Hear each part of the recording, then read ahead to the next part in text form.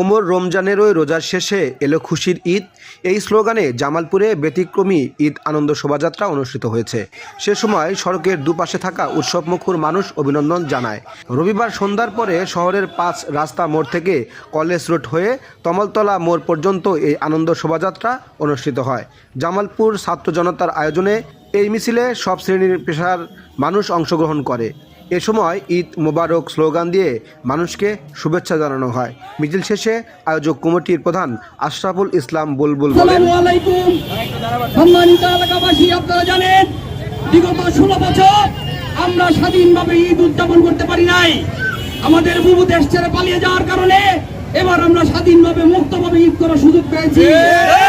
আল্লাহ রাব্বুল শুকরিয়া জ্ঞাপন করছি। প্রিয় জামালপুরবাসী, জামালপুর ছাত্র সমাজের পক্ষ থেকে, ছাত্র জনতার পক্ষ থেকে আজকে ঈদের আনন্দ মিছিল আয়োজন করা হয়েছে। এই আয়োজনে আপনাদের সকলে শরীক হওয়ার জন্য সবাইকে ধন্যবাদ জানাচ্ছি।